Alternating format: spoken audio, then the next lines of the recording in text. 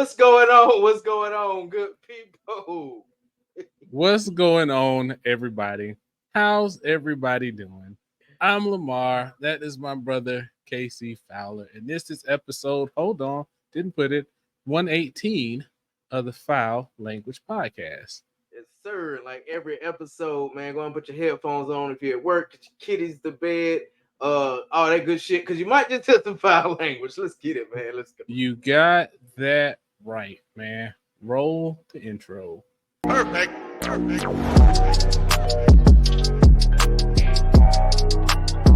It's that time again, ladies and gentlemen. We're gonna start this thing off with that accessory check-in, bro. So what you smoking, what you drinking? So the cigar, it's been in my humidor for a minute. I had been holding off on it because you smoked it on the show once, and you said you didn't like it. It is the 15. I don't know. I don't be messing around. The 1502 anniversario, something or other. It came in a box, and it was taking up space in it. I don't remember either. I don't remember what episode it was in. So, yeah. So that's why I've been holding off. So I was like, whatever. And then tonight I am drinking the Oregon Spirit. I went to Total Wine and two people recommended it. They recommended the Bottle and Bond, but I just got the regular first. So I tasted the Bottle and Bond in the store. So we'll see how it goes. Got a nice, good pour going. So we ready. What about you, man? What you got going on?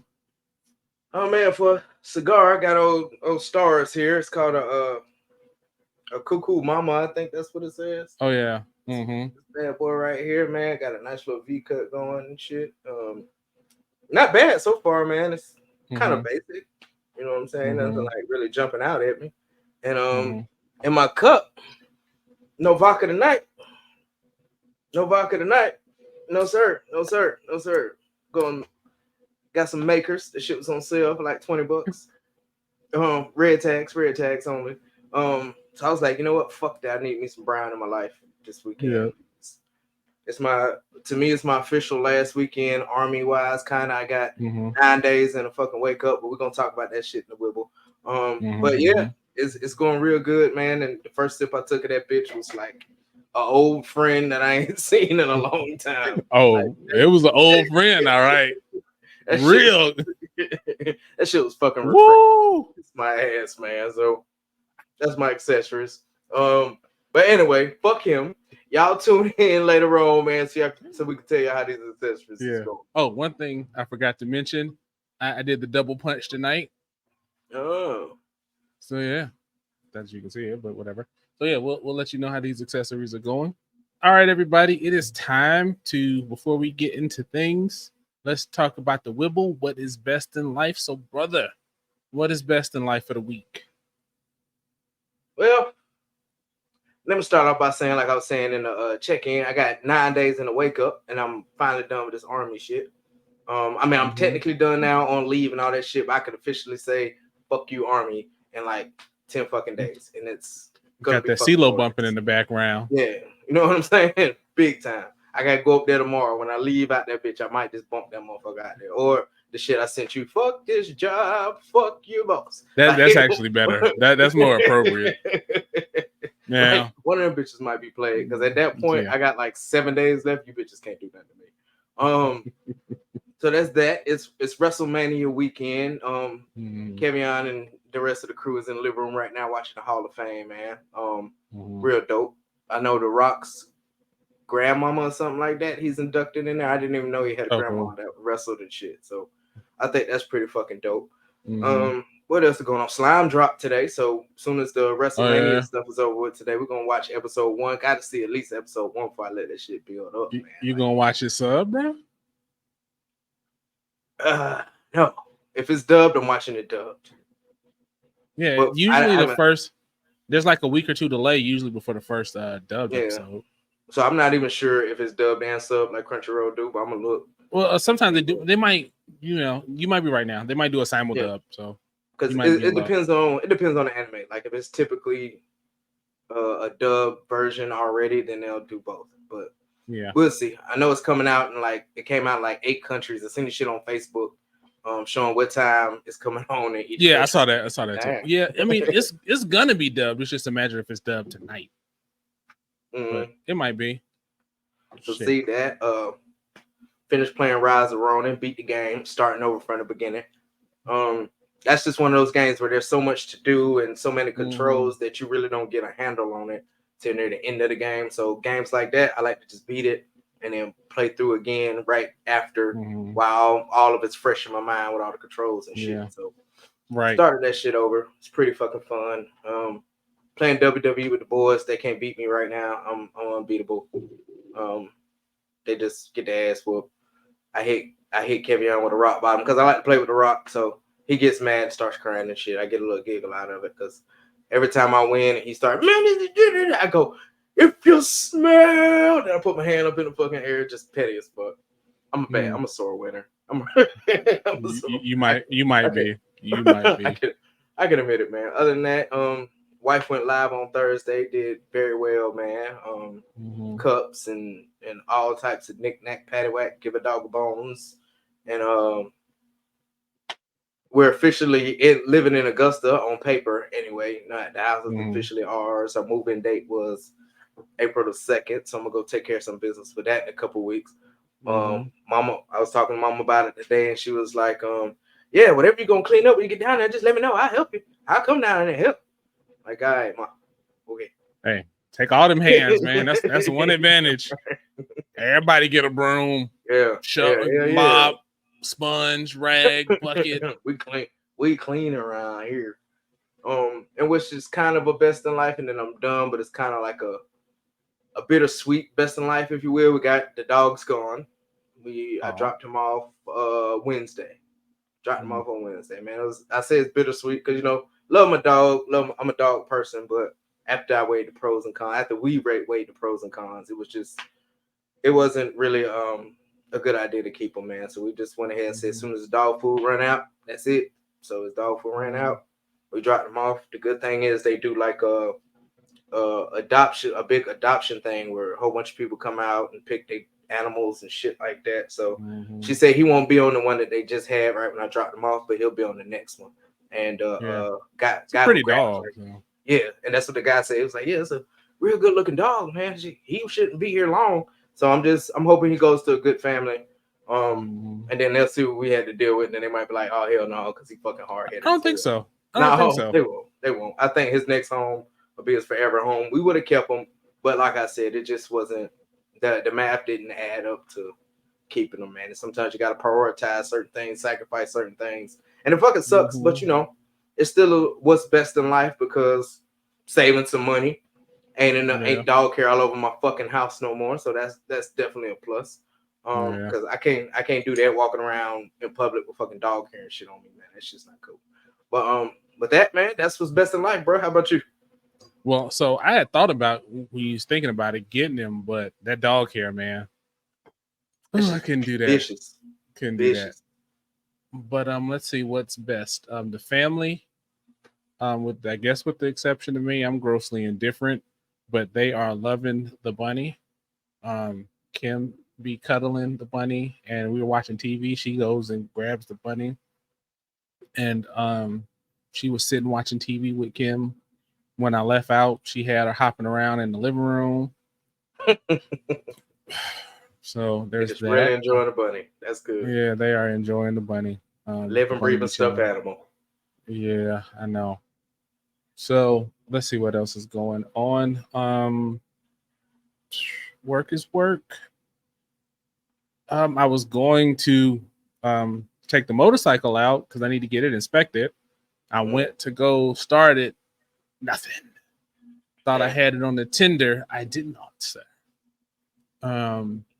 So I'm gonna try to jump the battery. If not, I'll be buying a new battery, and that's a basically new battery. So yeah, that kind of sucks. But after it, I was thinking about it because I need to do a couple things to it.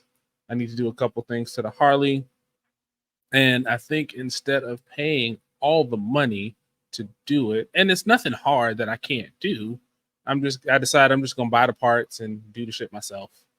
I mean, I've done a lot of basic stuff, and it's a motorcycle, so it's all exposed, so it's not too hard. And Worst case, if I mess it up, I can send it to them to fix it, and it won't cost any different. So, and if it works, which it should, yeah, I mean, which it should. I mean, it's not hard. I mean, the oil change is super easy.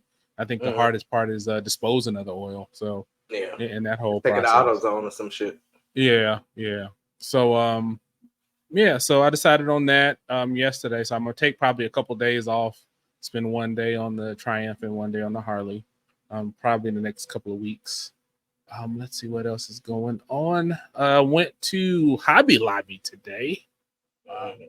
Went to Homeboy was like, hey, the Gundam model kits are 40% off right now. So I went and picked up a big one. I picked up a good one too.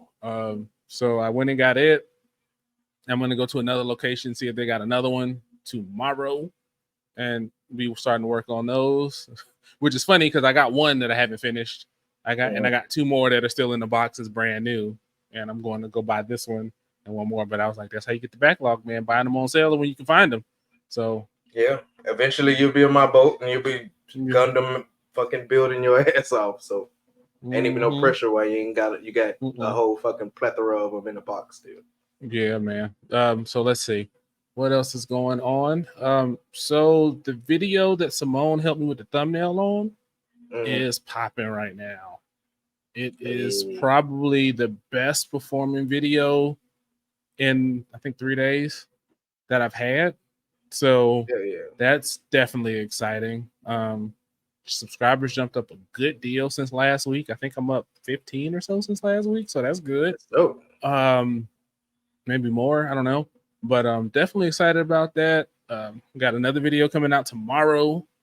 It'll be Saturday for everybody. It'll have been out by the time this comes out. Couple admin notes. First of all, Polynesian sauce. I tried to clean it off. I was gonna change shirts, but for what? I'm about to spill ash in probably 15-20 minutes anyway, so whatever. And then let's see. If for anybody who watched episode 117, my bad, messed around on the settings with the mic and it did not sound good on my end. That's why I got Old Faithful tonight. And that's good. So we got some family time tomorrow. Nothing else is really going on. Feel like there's always something that I forget, but that's about it, man. So that is what is best in life over here. Before I go, y'all know who fighting tomorrow. I'm Team Yeet over here. I know it's gonna be over with by the time this airs, but y'all put some in the comments, man. Let me know if WrestleMania was everything that you hoped for. If you're a wrestling fan, if your favorite person won, if your favorite person lost, if what you think is rigged, whatever, man. Put some in the comments about WrestleMania, man. I'm curious to hear. Yeah, I got nothing. I don't even know who you're talking about. So, Yeet. Okay, fantastic. Yeet. Mm-hmm. This wrestler's name is Yeet. No, it's Jey Uso, Rikishi's son. Oh, okay, cool. There you go. Yeah. That's better. I can get with that. Rikishi's sons are fighting each other tomorrow, I think. Cool. All right, man. So this one kind of has two meanings to me, and we kind of talk about it in both respects. So first of all, I was thinking about it. We have this channel, you have your channel, I have my channel, and on those channels, people critique what we're doing a lot of times. I, on my channel, review a lot of products. And then on the other side of that, I was thinking about it as like you've ever seen like when a movie comes out, people are talking about like the Rotten Tomatoes score and they talk about the critic score versus the audience score. And, you know, those movies that are like lowly rated, but are like people just love and shit like that. So thinking about all of that, in all those aspects, do you think the reviews and critics, are they beneficial to, you know, you in trying to improve your channel, or you in making a decision if you're going to buy something, go somewhere to eat, or go see a movie? Well, both of those are actually interesting. Mine real quick, as far as the YouTube channels and stuff, I think it helps. It helps for engagement purposes only. Like I really don't give a fuck about your opinions, to be honest with you. But I appreciate your opinions, but I don't give a fuck about them. If that makes sense. It's not like shitting on anybody's comments or anything like that. Because I mean, I'll take a positive critique, or if like for MWP somebody put me on some extra knowledge on a particular person or a particular subject that I'm mentioning, that shit is absolutely fucking helpful because it gives me a greater insight to what I'm talking about. Or it's like, oh damn, maybe I don't know what the fuck I'm talking about. Maybe I need to go back to the drawing board, do more research on something. But yeah, it definitely helps in terms of movies and video games, all that other shit. I don't care. Like, I'm lying. That's a fucking lie. When it comes to restaurants, that'll probably be the only way I really critique something, because you know we previously moved around quite a bit with this army thing, so we want to try somewhere to eat. Never fucking heard of it, so of course let's check the reviews out and see what's what. Same thing with like barbers and shit like that, and certain expensive items. I ain't gonna say every item, but expensive items. I kind of see what's what with it and everything like that. And jobs too. Jobs are the same too. I actually was looking at one because I got a job offer for some shit doing some work from home customer service bullshit. So I did some looking, went to Glassdoor and a couple other places and found out it was some bullshit. So I'm like, nah, we good on that. So they do help in some cases, but when it comes to like movies and like video games, TV shows, they don't really make a fuck in my opinion, because it's that's your particular opinion. That might not be your cup of tea. You might not like the taste of that fucking Kool-Aid. Somebody else might fucking like it. Just like it's a couple of movies that I can't think of off the top of my head that said were fucking horrible. I thought they were pretty fucking decent. Video games, especially, there are several video games I thought were fucking great as far as story and stuff like that, but they shit on them. Oh, the graphics is this, the FPS is that, and blah blah the blah the blah blah the blah blah blah. I mean, they're doing that with the Rise of Ronin game right now. Like, people are shitting on that game. I watched a review on that. The graphics are fucking horrible. It's like PS2 graphics, and it's nothing like Ghost of Tsushima and all this other shit and blah blah blah blah blah. I'm never gonna play this game. Well, number one, don't fucking play it. But number two, if that's the only thing you're looking for when you playing fucking games, can you, in my opinion, can you even call yourself a fucking gamer? I mean, if it has story, if the combat is decent, I mean, the combat in that game isn't great. I ain't even gonna bullshit. It's not great, but it's good. But me personally, when it comes to games, I'm a story guy, and the story was fucking amazing, man. It's an amazing story. I'm going on a Rise of Ronin thing real quick, because one of the things that really drew me in with that shit in particular that I bet the critics didn't mention, it was showing the fucking rise of the Shinsengumi, bro. Like how the Shinsengumi started, and I thought that shit was fucking dope. I was like, oh shit, are we gonna see Kenshin? Are we gonna see Kenshin? I was just, but anyway, but in terms of movies and video games and things like that, that's some of the things you actually have to go do yourself. You know what I mean? Like as far as restaurants, that's kind of the same way, but I lean more towards the critics and the reviews in terms of fucking restaurants, especially if I don't fucking know the area. But once I get a little comfortable in the area, I'll be like, you know what, fuck it, let's try it. And sometimes it's these reviews are fucking right, and sometimes like I don't know what the fuck they was talking about. This shit was fucking delicious. The service was fucking excellent.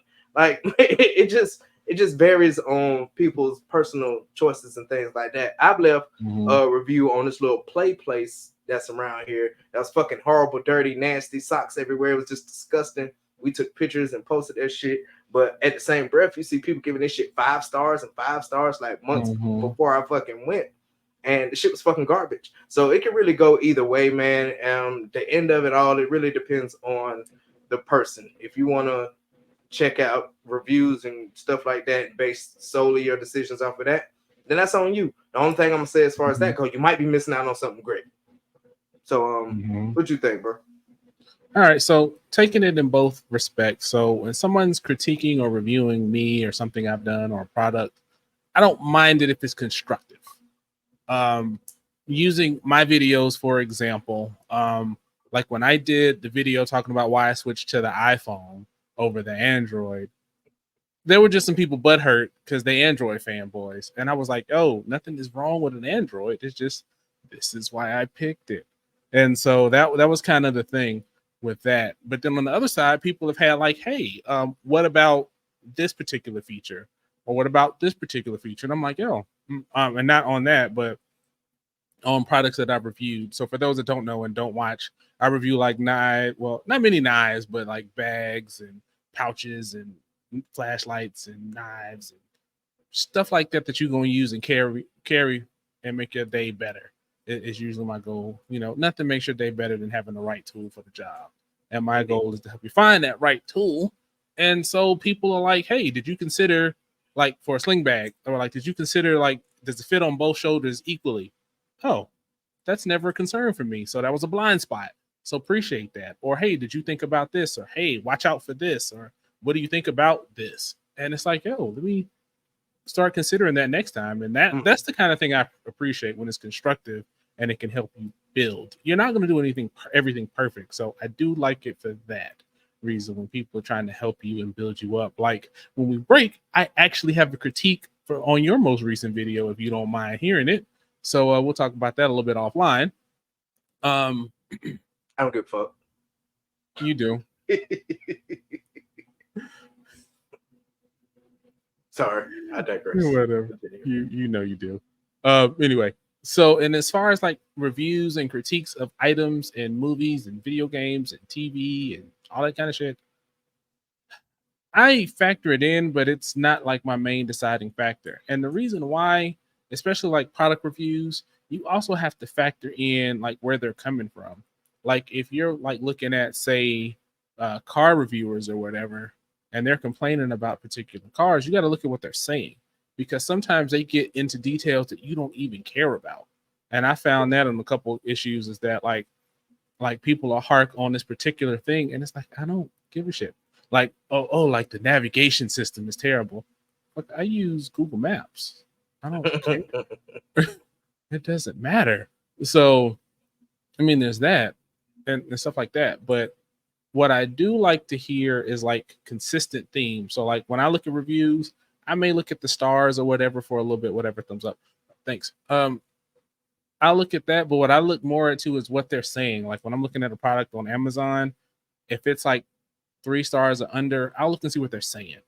And a lot of times, if they're saying like the same thing over and over and over and over again, like, hey, the zippers fail, or hey, I bought this cart and the parts are missing. Like my mobile cart that's out here right now, one of my parts was missing. But the other side of that is I contacted customer service. They overnighted me one right away, and it wasn't a big deal. So, I mean, there's also that. And so when I did the review on it, I talked about that kind of stuff on the Amazon review. So, I mean, I think you have to look at what people are saying and then see how they feel about it. And just like the game, when you're looking at people who are playing hundreds of games, you don't know what they're looking for in that game. And they want it to be like the next new hotness, the next sexy this, the next sexy that.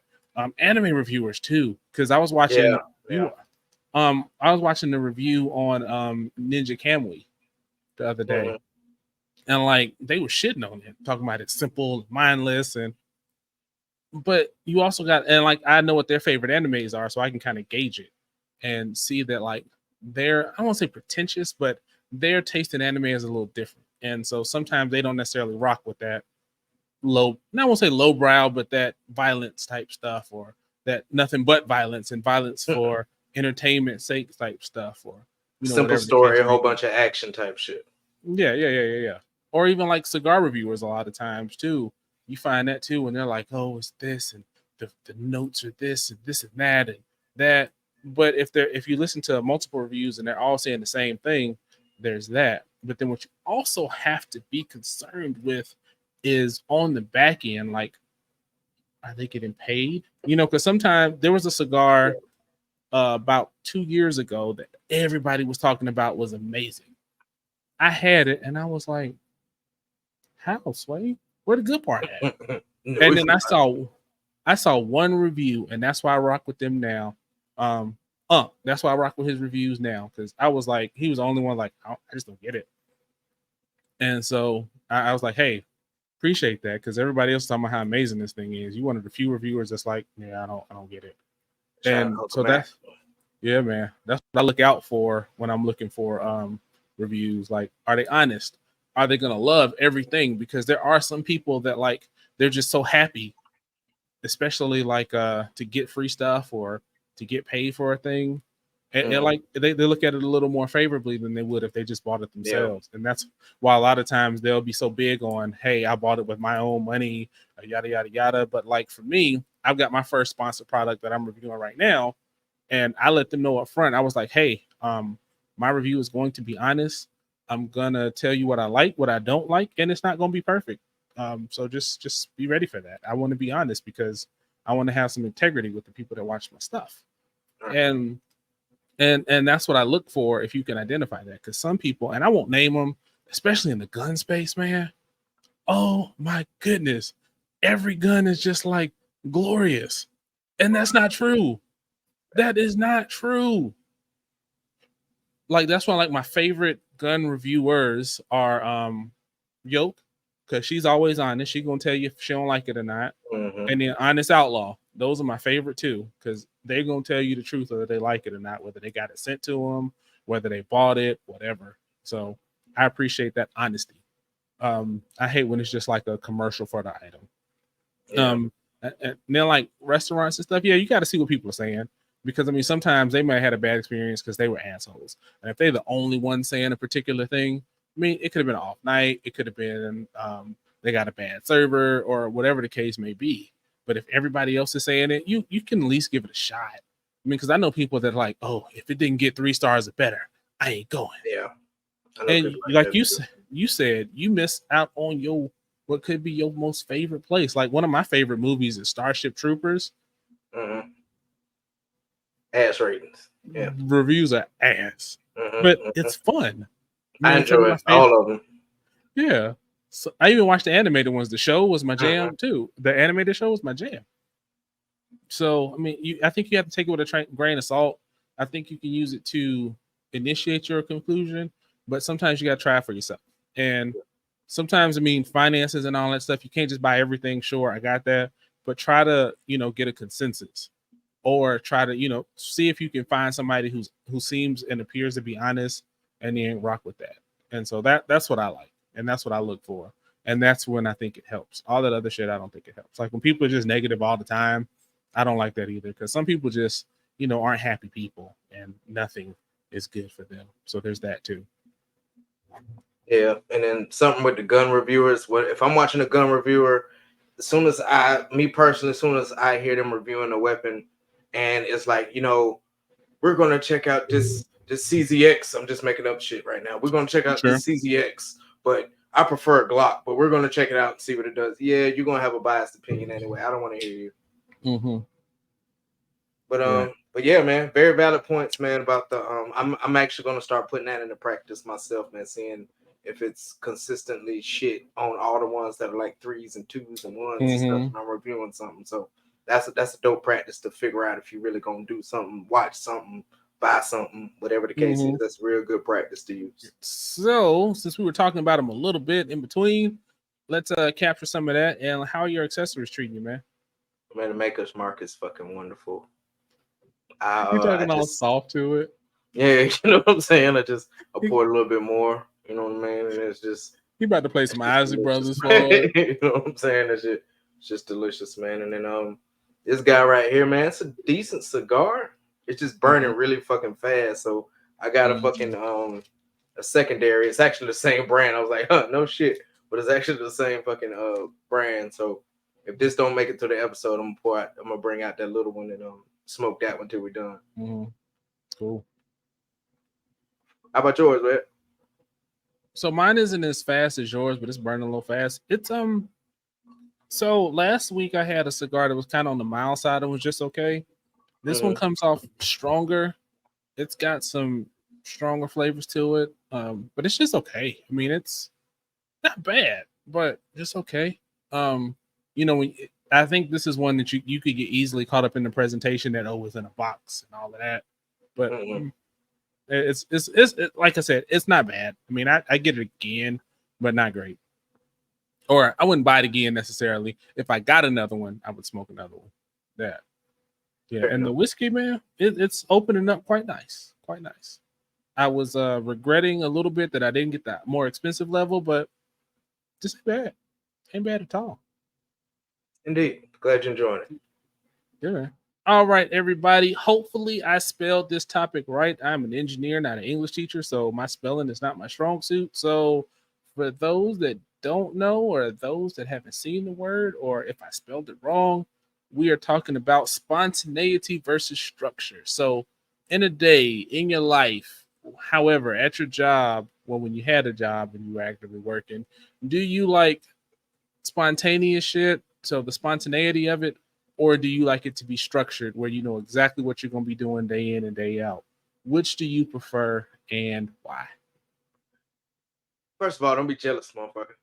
You'll get here eventually. You'll get here eventually. God damn it. But I'm good, right? but it really it's tricky because my nature is spontaneous. I'm a very impulsive person by nature. However, especially since I've been retired, I come up with time frames and schedules so I can really like do what I need to do. And it's the same thing I did while I was in, since I ran my own section. I had to actually have fucking structure because they would throw a lot of shit at me one time being at fucking division level, and I wore like 5, 6 different fucking hats doing 5, 6 different jobs. Not trying to humble brag or anything. I just had a lot of shit to do. And when you got that much shit to do, you can't just be spontaneous because I'm handling shit that could either fuck up my money for life, or hell, I was fucking with stuff that could have sent my black ass to prison if it was fucked up. So I didn't have time to be spontaneous. I can say spontaneous all fucking day, by the way.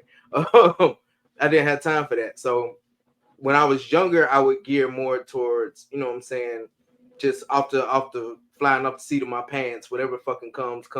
I figure the shit out how I figure it out. But once you have structure, I figured out that, you know what I'm saying, you actually have a schedule, you figure things out. You have a lot of time to do more shit that you want to do because you've actually planned out the shit that you have to fucking do. And it works fucking great at fucking home. Like every fucking night before I plan, since you know I'm taking over a lot of the house things, so Janeke can focus on her business. I'm like, all right, I'm gonna do laundry at this time. I'm gonna cook at this time. Kids come home at this time. I'm gonna clean this. I'm gonna work on a video at this time. Do schoolwork at this time, and then I have like 6 fucking hours to play the fucking game. So it all revolves around playing the game, really. Just getting everything done. I'm gonna say he put in a shift at playing. But it's really about me focusing on doing what I need to do so I can do what I want to do. So I think structure is really a valuable thing to have and to fucking learn. And honestly, everybody can't learn it. You know what I'm saying? Some people just thrive off of fucking chaos. And usually I used to thrive off of fucking chaos, but I saw the benefits of structure. Now, sometimes some people can be overboard with the structure to every single point of their fucking life has to be fucking mapped out the whole fucking day. No, that's where my impulsive nature still comes in. Because some days I wake up, I'm like, you know what, man, fuck that laundry, man. Fuck sweeping that floor, man. I'm just gonna fuck off the day. I ain't doing shit the fucking day. It be like, and some days I'm like, you know, I gotta grind. When it's that important, I make sure there's structure. But if there's some fucking leeway, and I know there's leeway, I just fly by the seat of my pants, man. Whatever the fuck the day brings me, man. I just go with the flow or whatnot. You know what I'm saying? And just let it be what it is. So, how about you, man? Well, I know like you got structure. spreadsheets and all that other shit. So I already know you got a fucking capital S now for Superman's fucking goddamn structure around this bitch. I seen your garage, man. It's very structural. There is structure. So I the way I'll describe it is I like structure with contingencies. So I like structure, but like some people, like you were mentioning, lose their shit if things break from the structure or deviate from the structure. I like to have a plan at a certain detail of a level to where it has to deviate from that plan. It's not the end of the world, and I don't know it, and I'm not in a situation where I don't know what to do. I mean, I'm an engineer. I work with a lot of engineers. I've seen engineers that when things deviate, funny. I saw something on that the other day. It's hilarious. But I've worked with engineers where when things don't go as planned, they don't know what to do. They kind of shut down, and it's unfortunate sometimes. I mean, but when you talk about like planning your day and different aspects of your day, I try to. And I work from home, and so what can happen sometimes is working from home can be like this blob of shit. So it's like you get up, you're working. Next thing you know, you're eating, you're going to bed, and it's time to work the next day. So I build in my schedule for my work day certain times, for example, where I don't touch my emails or anything. Like I close my email application altogether so I can have the structure to focus on what I want to focus on.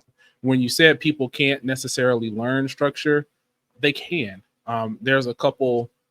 If you look up concepts called time blocking, that's a good concept to look into when you're thinking about structuring your day. And just the 5,000 foot level description of that is you take your day and you break it up in chunks. So you kind of describe time blocking to a T, really. You can either say like hour blocks, 2 hour blocks, whatever. And in that block, I'm going to do this. In that block, I do this. In this block, I do that. I have one block during the day where I turn my phone over. I don't respond to emails, and it's called deep work, which is the second thing I was going to talk about. Where if you need to get some shit done, you just lock in and you just work on it, and that helps you with your structure too. So those two concepts combined are kind of what I thrive on, is taking some time out for deep work and blocking my day as much as I can. But again, if I have to take that plan up, ball it and shoot it in the trash, it's not the end of the world either. So that's fine for me too. I don't mind spontaneity. I really don't, but I like it within certain reasons.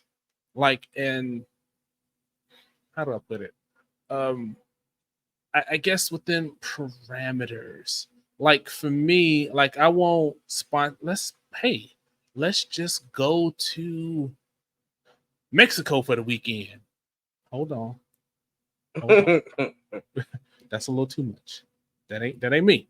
Now, if you say I want to go to Mexico next week or in 2 weeks, I can get down with that.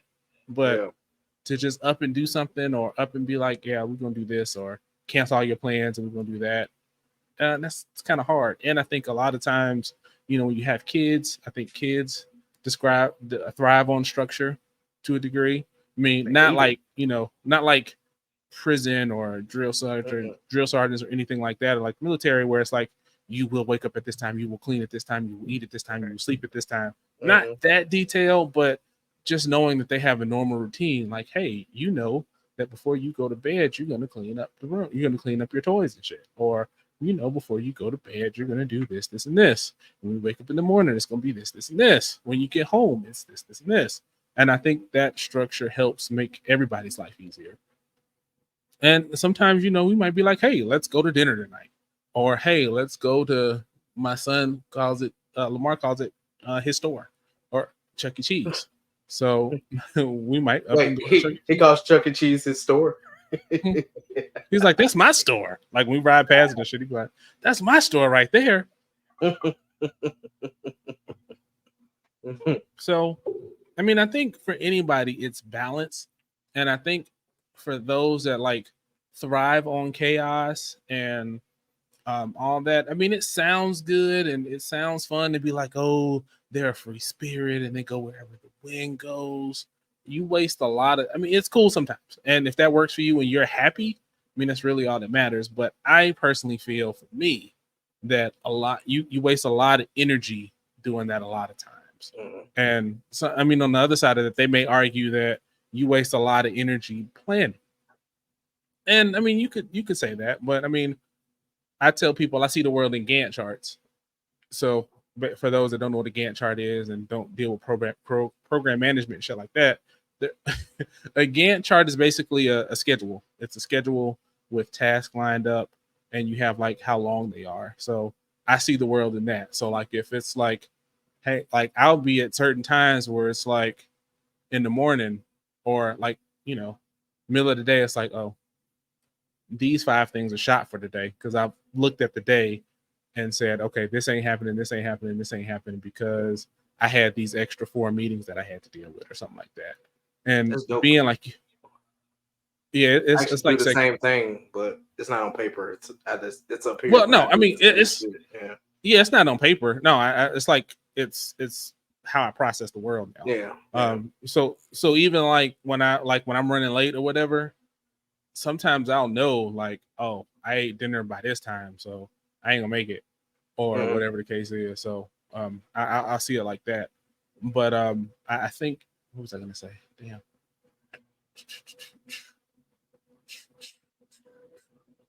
Oh, so yeah, I was gonna say ultimately, you have to be willing. If it don't work out, don't lose your shit. I mean, that's really the key. Is things are gonna happen, and you also touched on it too. In any, I didn't say nothing. You also touched on it too. In a leadership capacity, there's gonna be times where you may have a plan, and that's not gonna be what you're gonna have to do. Like I know there's times where I've had a plan for a day, and it's like, yeah, I'm gonna get in and do this. Shit hits the fan early in the morning, or shit hit the fan the day before, and you're like, well, here we go. And that was me the past 2 weeks. Some shit hit the fan, and so I was dealing with that. So we're on the other side of that now. But yeah, that was me every fucking drill, every drill. You know, got to be ready for that. And once you get some experience in life and just the things that you do, you start to realize that, hey, these are all the ways that shit can go wrong. And so you give yourself that padding in your structure to be able to work with that. So spontaneity is cool. Some people are like, if you're with somebody and they're like, oh, I don't like to plan out my grown and sexy time and yada yada yada yada yada. I mean, now I'm not saying that, hey, at 6:15 every Tuesday, Wednesday, and Thursday, we will have our rendezvous for coitus. That's not what I'm saying. There are people, but what I'm saying is there's space for both. And the reason why I say that is it's fun to just randomly get into it, but it's also fun where you're like, get up in the morning for work and you're like, hey, when the kids go to bed tonight, you know what it is, right? You'd be excited the whole fucking day. Fucking day. You'd be like, I know what time it is. I waited all day long. So yeah, it's good. So I mean, and that's where I think that balance comes in. So yeah, hell yeah. Yeah. Just have balance. Like I said, structure with contingencies, and I think you'd be all right. And if you want to know more about, say, time blocking or anything like that, let me know in the comments. I'll help you out. I can help too. I can. I do good with time things. And I do. I knew it was. But yeah, man, really valid points, man. Everything was fucking spot the fuck on, like you said. But you brought up something that made me kind of want to dive into it just a little bit more. So you're talking about the sex thing, right? So how can somebody that takes Viagra or whatever the woman equivalent to Viagra is and be spontaneous? Do you think it's possible, or that's when you be like, yeah, I need this 30-45 minutes or however long the medicine take to kick in before we do something? Do you think that's still being spontaneous, or you got to go by the structure of it because you got to make the pills and make sure your stuff is working like it should be working? So I don't really know exactly how it works per se. I know you have like this window once you take it that if you don't do it by then, you out of luck. But if, like, using what you said, if you say that you have like 40 minutes before you ripped and ready to go, use that to your advantage. There's a lot, even if it's spontaneous, there's a lot that you can do in 45 minutes while you warm up. Yeah, spin around your wet noodle, man. I mean, not exactly, but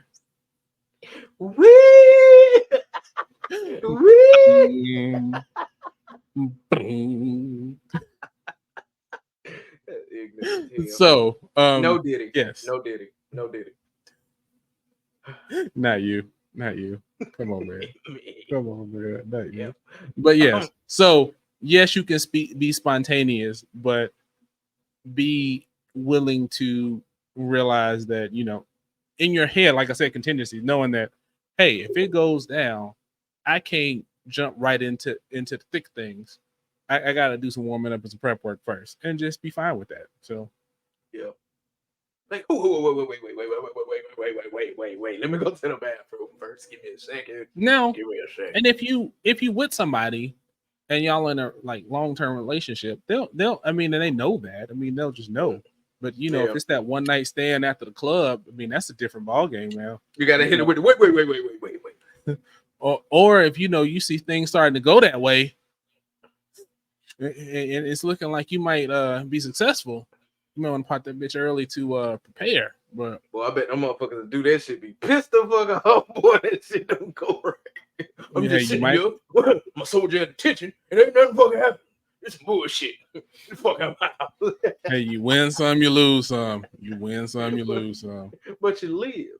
You live to fight another day. Mm-hmm. But in all seriousness, I personally feel like a leader, not just at work. R.I.P. John Witherspoon, man. Hell yeah, man. R.I.P. man. One of the goats, man. But you gotta just not at work, but at home too. You have to have the structure, but you have to have the mindset. I don't want to say the mindset of being spontaneous with it, but you, like you said, you have to have the mindset to have these contingencies just in case your structure don't work. You know what I'm saying? You can't just be like, all right, from 8 to fucking 10, I'm gonna cut the grass and expect for nothing to motherfucking happen or some shit like that, for lack of a better term. I just did the yard a couple days ago. Stupid fucking rain. I gotta do it again next week. But you got a plan for every possible thing, and you also got to be able to fly from the seat of your fucking pants, just in case what you plan on fucking doing is shot to shit and you don't have a plan B or a plan C or a plan D. I can't count how many times I've been in the field and I'm leading the mission, leading my maintenance guys, and the commander, I got this plan because this is what we talked about in these 17 fucking meetings we had. This is what we talked about. And then when we get to the fucking field, somebody with more rank than me fucking changes the shit. So I'm like, oh, fuck, I had all this plan. So now I got to fucking fly from the seat of my fucking pants and figure the fucking shit out, man. I didn't even have fucking soldiers a couple times. I actually caught that bitch. I actually had soldiers a couple times. It's like, damn, sorry, how'd you come up with that so fast, man, to do this shit? I was like, hey, man, you do this shit for a while, you'll have to fucking figure it out, man. You just got to keep fucking pushing. So, yeah, just like anything else, it takes practice. Structure takes practice. You're right. That is something you could definitely fucking learn. What you call it, a Gantt chart. A Gantt chart is a definite good way to go about it. But you know what I'm saying? Don't Gantt chart your life. That's a little far, but no, not your whole just put, no, not your life. Just put your shit in the schedule. Don't Gantt chart it if you can help it. Yeah, like don't just like, oh yeah, we're on the 27th at 1400. We're gonna go to fucking Walmart and we're gonna have a good old time, and we're gonna go to Sam's, and at 3:30 we're gonna eat the samples here, and at 4:30 we'll be over here getting fucking pizza. No, don't do no bullshit like that, man. You know what I'm saying? And then spontaneous shit ain't bad either. Like I do this shit with my wife all the fucking time. Since I'm not actively engaged in the labor services, if you will. Motherfucker ain't working. We retired out here, big retired. Sometimes I'll be like, you know what, fuck it, hey babe, get dressed, let's go eat. Some shit like that is fucking cool, man. You know what I'm saying? But even that takes a little thinking, Oh, my bad, everybody. Kick the tripod. Back to you, brother. But like even with doing something spontaneous as like taking my wife out to lunch, there's still factors that I have to factor in as far as where structure comes in. That is, all right, we're going to lunch at this time. Where are we going? How long is it going to take? Are we going to be back by the time Kevin gets off the bus? So there's still some structure in everything that you fucking do. But don't be too fucking involved in the structure of everything that you miss out on having fucking fun, the fun of being spontaneous. Because sometimes just jumping out there doing some shit not knowing what the fuck gonna happen is fucking amazing. It's fun. It can go either fucking way, man. It's a part of fucking living life, man. You go around this circle just one fucking time and then that's it. So don't spend your whole life by a fucking Excel spreadsheet or whatever the fuck you use to plan out your entire fucking day from the time you wake up to the time you go to sleep. As someone who's tried that before, just curious for the time blocking, know that it's gonna change. One thing to what you said is I said structure with contingencies. So nerding out for a minute, as you have more experience in a particular thing, the parameters or the width of what contingencies you'll allow for will increase. Thanks. So, and then that's basically what you just described. So good stuff. Good stuff. That's the army. You gotta have a fucking contingency plan if you're a fucking leader, bro. Because that shit ain't never gonna go the way that you want it to go. It is never gonna go. But we're gonna touch on the army real soon. 9 days in the wake up. Be fun. Let us know. Are you team structure or team spontaneity? Let us know. All right, ladies and gentlemen, we were mentioning, I think it was the last episode, I said Mm-hmm. Jujutsu Kaisen was better than fucking Demon Slayer, man. So, bro said, you know what? We got to make that shit a fucking topic. So, we're doing it, man. Anime fans, y'all buckle in. I know there's some Demon Slayer fanboys out there. I'm sorry. Fuck y'all. No, just playing. But, I mean, you spoiling your answer already. Damn. no, I said in the last No, episode you that did. Jujutsu Kaisen Fair was enough. fucking Fair better. enough. So, it's Fair all enough. right. But you know what I'm saying? We're going to go Jujutsu Kaisen versus Demon Slayer. It's a classic on foul language, man, where we like to fucking pit fucking animes against each other. And this time it's Jujutsu Kaisen versus Demon Slayer. Brother, on you. Ooh, this one was hard, man. I had to think about this one for a little bit. I took notes, but I didn't bring them. I even went back and watched some of the highlights of like some of the best fights just to refresh my memory. And I thought about like across different categories. So I'm gonna say this part first. If you were to me, if I was looking at season 1 of Jujutsu Kaisen versus season 1 of Demon Slayer, I would have to give the nod to Demon Slayer. Yeah. If I was looking at season 1 to season 1, but once you put in that motherfucking Shibuya art, man, work of art. Man. So, I mean, I guess I'll just start. So, music wise, I think I like the openings on Demon Slayer a little better. I'm trying to think than Jujutsu Kaisen. Yeah, I like the openings on there because the one I can't remember the one where it's got like all these instruments. I think it's the one for the entertainment district arc. Man, that opening is just amazing, man. I love that music, man. That got me. It's on my list. I listen to it probably at least once every couple of weeks, at least. When it was out, I was listening to it like every day. Demon Slayer, I mean Jujutsu Kaisen. I think the openings for the second season were good too. I listened to those too. They're pretty good. Animation wise, it's weird because like Demon Slayer has been just amazing, and it's like the pinnacle of like what good animation can be. But when I went back and looked at it to compare the two, once you factor in the animation of season 2 of Jujutsu Kaisen, it starts to give it a run. So UFO Table, who did Demon Slayer, gorgeous, man. And Mappa, who did Jujutsu Kaisen, they're one of my favorite studios, man. Even though they worked them poor people to exhaustion, which was terrible that season. But I think it's like different, because if you watch like a Demon Slayer fight, when it really kicks in, you can like pause it at any given scene, and it could be a still, and that was just amazing. You could use that as your background on your computer, your phone, whatever, for like in every fight scene. Jujutsu Kaisen is not quite the same in the animation, but it's still top tier. So it's like depending on what your preference is, it will kind of determine what you like more. And then going into the fights. So while the fights in Demon Slayer are just amazing, and like I said, every scene is a screensaver, man, background, and it's fantastic. Love that. But I will say, when you look at the fights, the fight choreography of Jujutsu Kaisen is top tier. Like when you see, man, I hate it that it was a brother of a darker complexion in Jujutsu Kaisen get his ass drugged by Gojo. It's Gojo over. But see, here's the thing though. They took that fight choreography from Ip Man.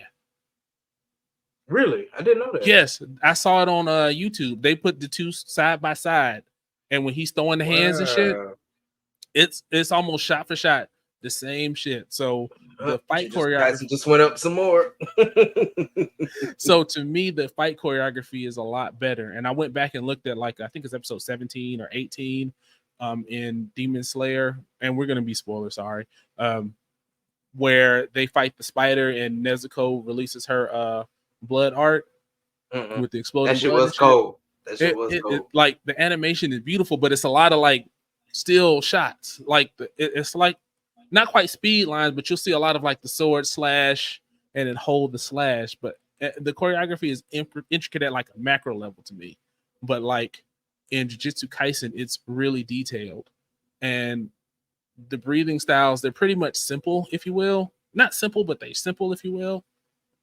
If that makes sense, they have like certain forms, and you know that's going to be the case. Whereas Jujutsu Kaisen, its fighting system is complex. It was inspired by Hunter x Hunter, from what I understand.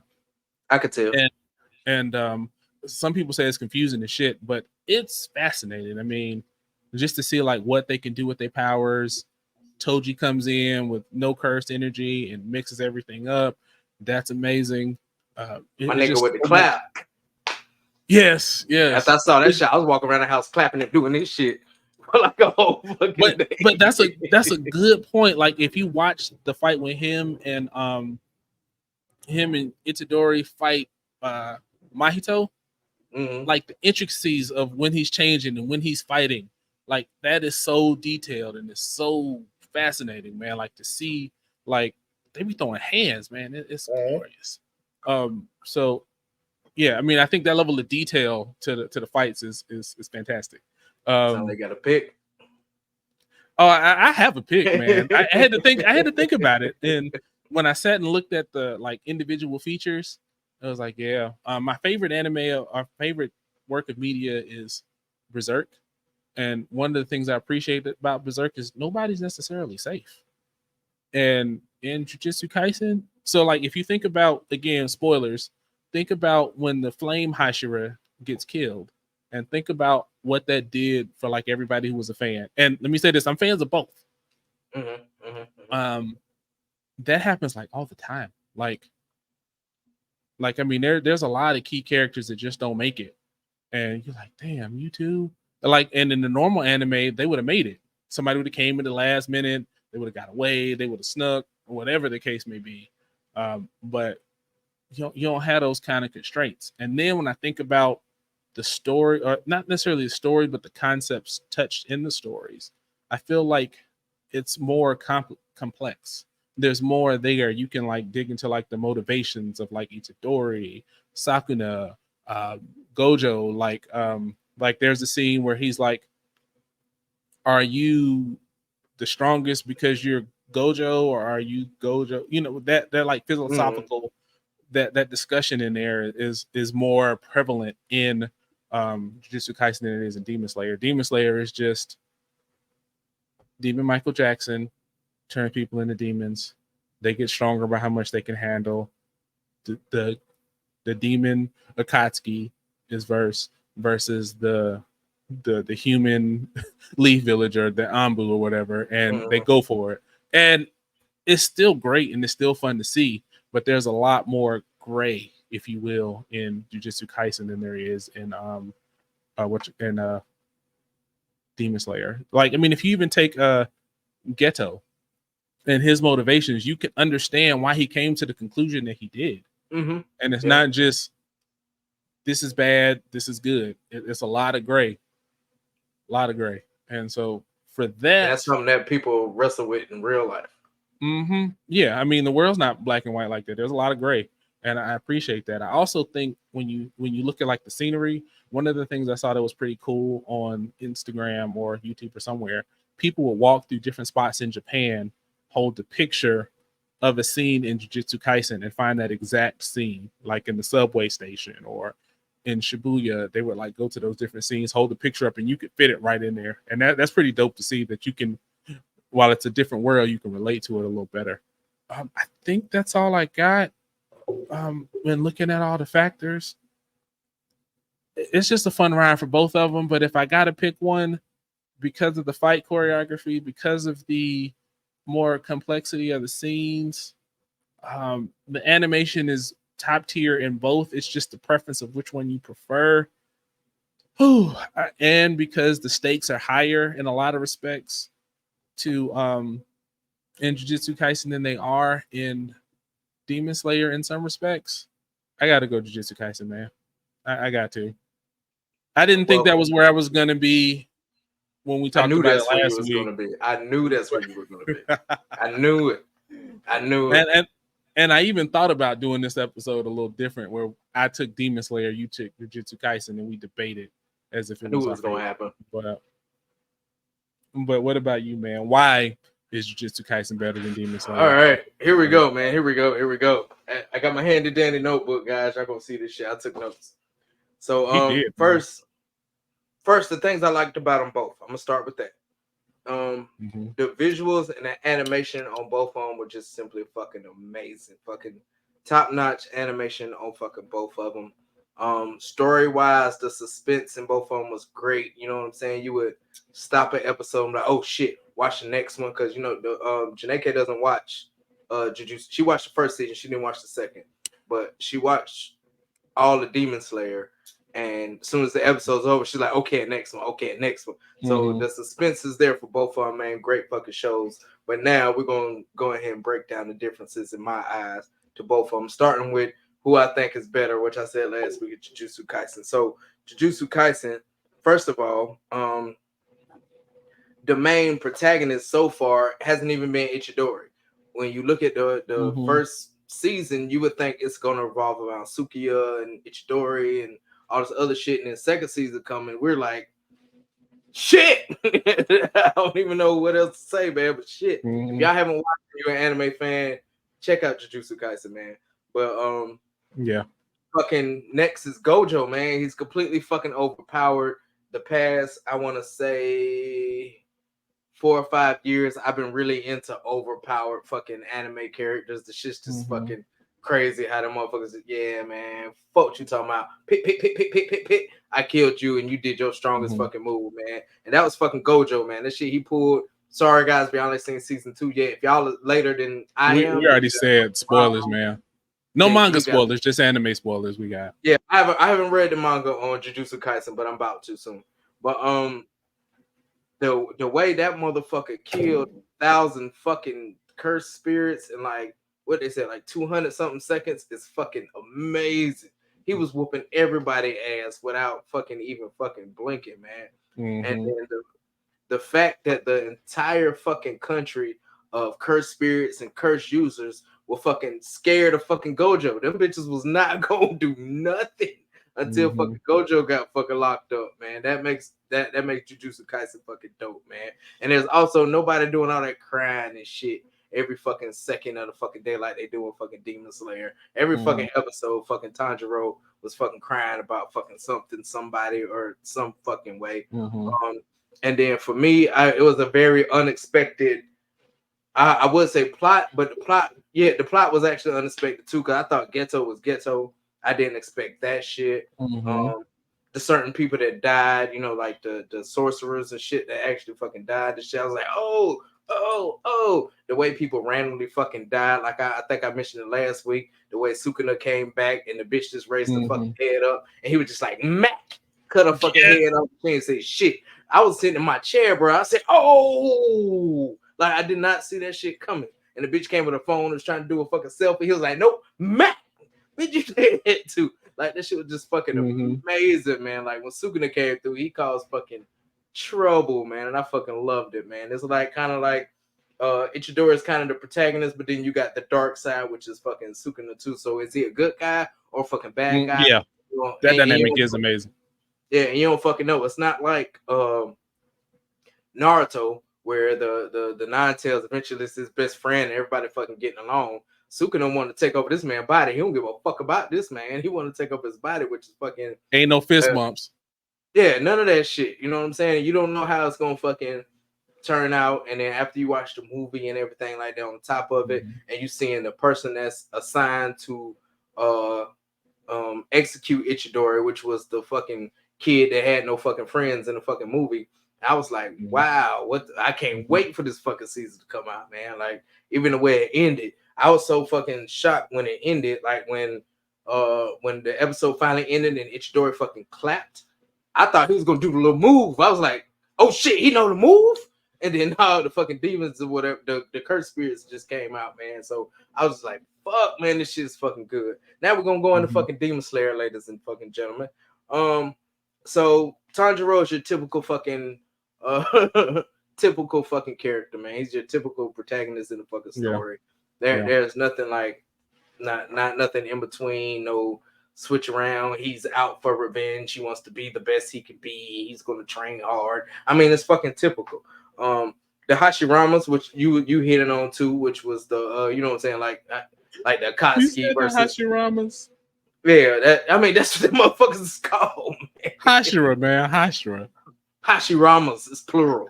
Hashirama's he's the first Hokage, ain't he? Yeah, same motherfuckers. Anyway, I digress. Fuck you, man. Anyway, the Hashiras, you know what I'm saying? They're supposed to be the strongest, but for all the way up to now, I've read the manga from beginning to fucking end. I finished the shit years ago, but from what you've seen already, the Hashiras are supposed to be the baddest of the bad, and they fucking struggle. One of them fucking dies, one of them loses a fucking arm. They fucking struggle when they're fighting these fucking upper demons, and it's supposed to be a fucking neck and neck fucking battle, man. Like it's like no, like So but they're some people supposed like to be. that.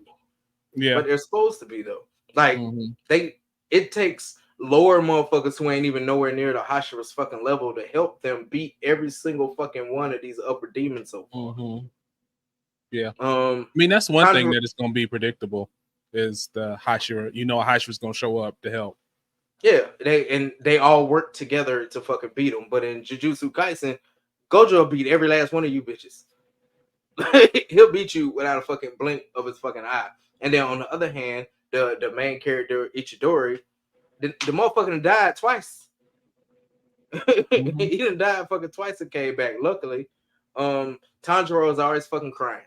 He cries in every fucking shit.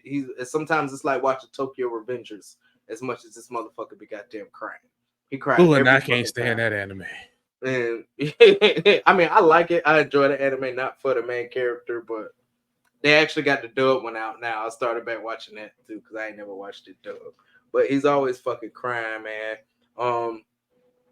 The other thing I really didn't care for is every single time they kill a fucking demon, strong, weak, whatever, they got these little regret flashbacks and shit like that. Like, oh, if I would have played with my sister more, then maybe we wouldn't have been in this situation. If my mom and daddy would have loved me more, if they would have just listened to my music when I was playing these fucking drums, it would be everything to me. And they start crying and they fucking fade away. But the motherfucking curse spirits on fucking Jujutsu Kaisen, yeah, we dying, but fuck these ninjas right here. We gonna be back in like 1,000 years and we're gonna see what's what. Fuck y'all. Ain't no fucking regrets as far as what I did and what I didn't do. Fuck y'all.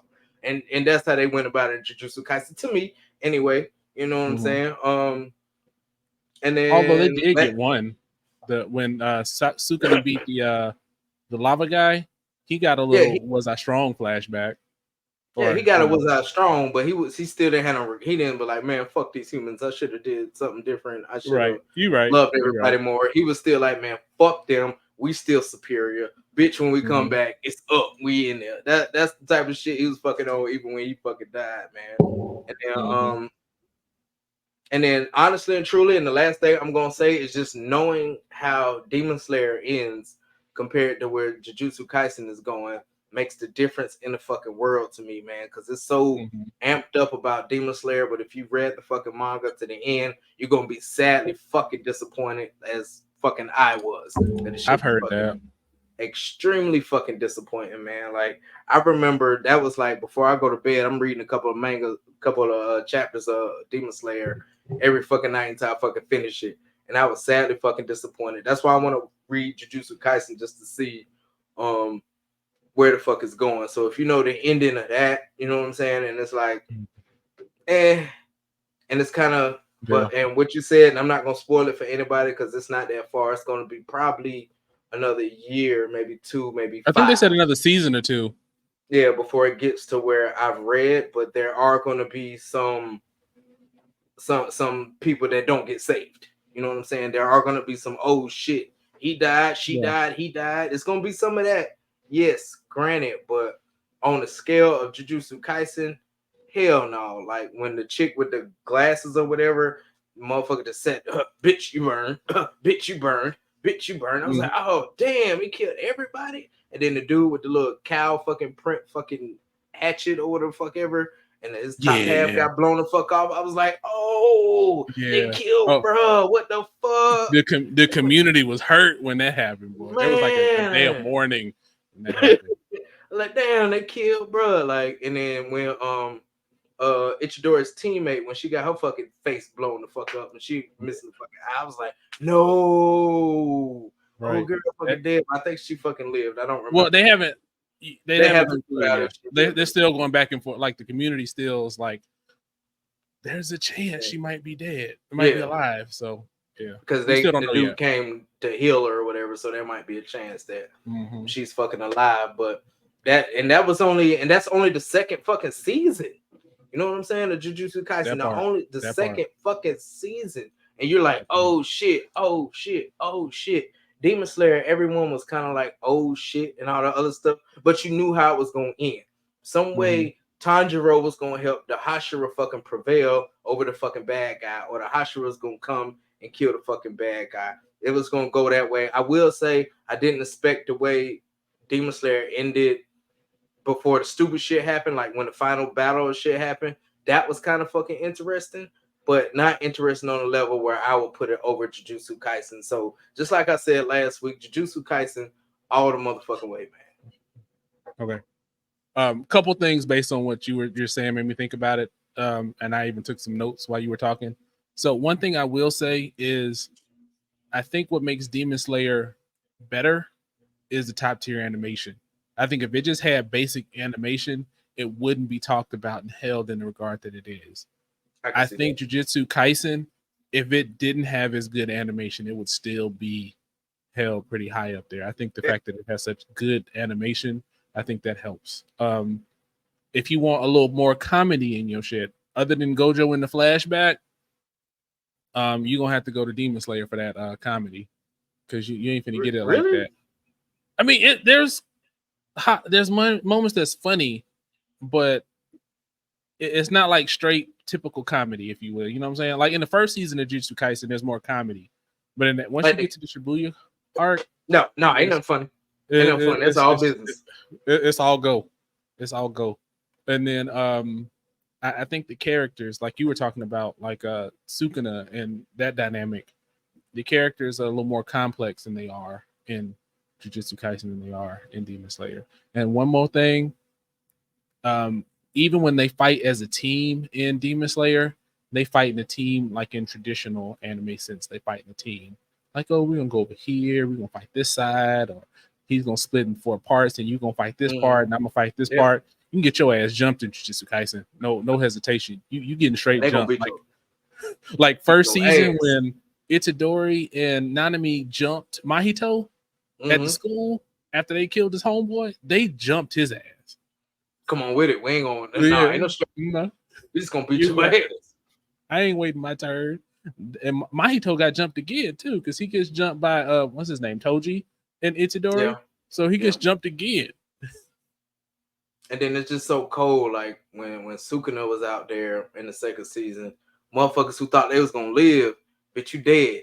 Like the motherfucker that was always laughing with the fucking hand sword fucking thing, and he fucking ran away and shit. Was like, whoop, I'm glad I had my life, but this motherfucker was already goddamn dead. He was already motherfucking dead, man. And it's like so dope. And then the fact of the matter is the Sukuna, you don't even know what his true power is.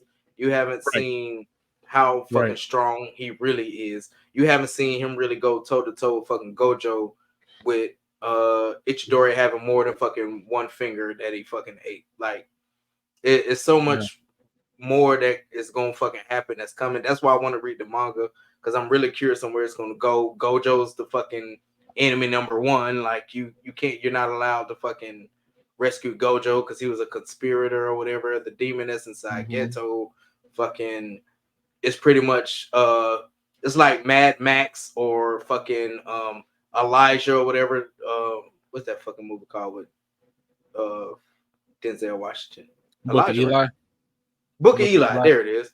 It's it's a apocalyptic era, but it's cursed spirits and shit in fucking Japan. And then you never know if they're gonna fucking bring some American Jujutsu fucking sorcerers over. Like there are so many fucking aspects to this show that can be fucking better, that can be fucking great. And Demon Slayer, it's kind of, I'm kind of biased because, like I said, I read the shit already, so I know what the fuck is gonna fucking happen. But just based off of episode for episode, especially Jujutsu Kaisen only had 2 episodes. 2 seasons. Demon Slayer had what, like three and a movie. but Three that and a movie was movie. even that movie was Well, the movie incorporated. became the season, yeah. So I'll say Yeah, 3 seasons. so like 3 seasons compared to 2, and Jujutsu Kaisen got you on fucking edge, and you're just like, oh shit, what the fuck? Mm-hmm. And but I will say, and then I'm gonna end it with this: the coolest thing, the craziest thing for me with Demon Slayer is fucking Nezuko punching a motherfucker with a nub like that. Like she'll hit a motherfucker. She done lost her fucking arm, but she gonna hit you with whatever the fuck she got left. Like Nezuko is the fucking dopest fucking character on the goddamn That's show. the best character in Demon Slayer. I don't care what nobody say. Hands down, best character. She is, without a fucking doubt. Fuck the Hashira, Tanjiro, his crying ass. Like, just thinking about the characters on the show, yeah, Nezuko is definitely the coldest fucking character. I don't want to spoil it for anybody because, like I said, I read it, but it's a lot of intricate stuff that goes on in the final battle.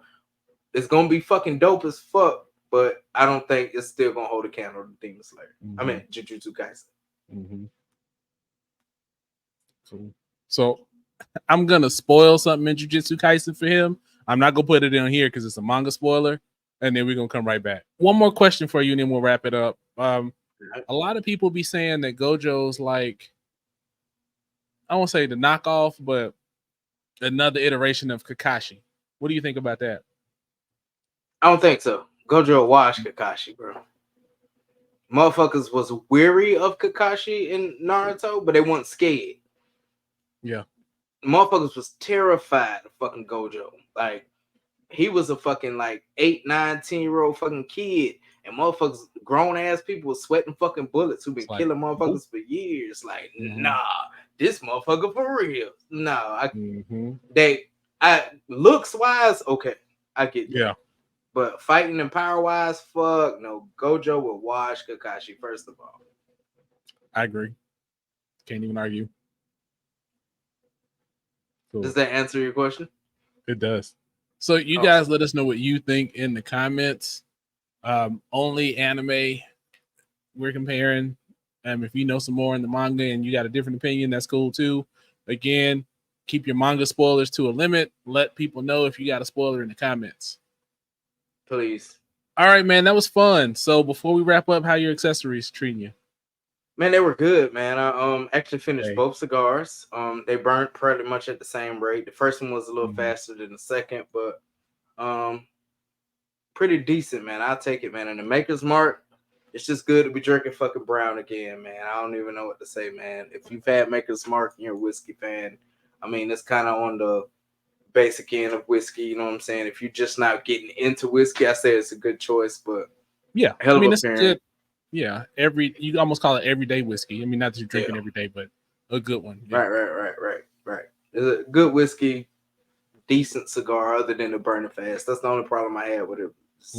Both of them burn pretty quick, but I feel pretty good right now, so I can't complain, man. How about yours, man?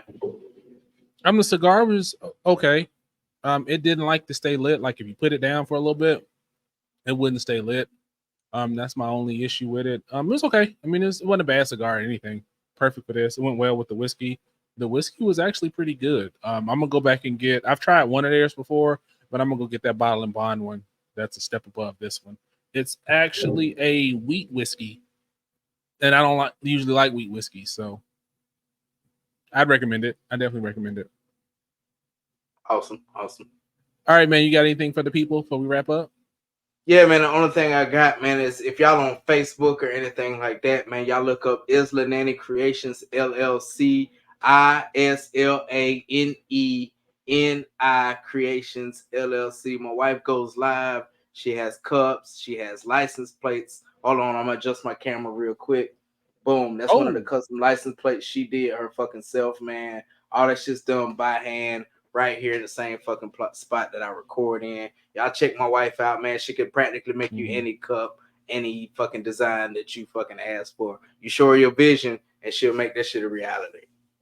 Yes, sir. Yes, you will. I've seen it done. Cool. So I don't have anything. Watch anime if you don't. There's a lot of good anime out there. Tons of good anime, whatever you're into, comedy, action, drama, mystery, sci-fi, horror, porn. Don't do that. Don't do that. It's scary. There's some people that watch fucking hentai, man. They can watch hentai. You'll never be the same again. You won't. If that's what you like. So, I mean, if that's what you into. So with that, there's a couple videos on the screen. Check those out. Take care of yourselves. Take care of each other. Episode 118 is in the books, and we out. Yes.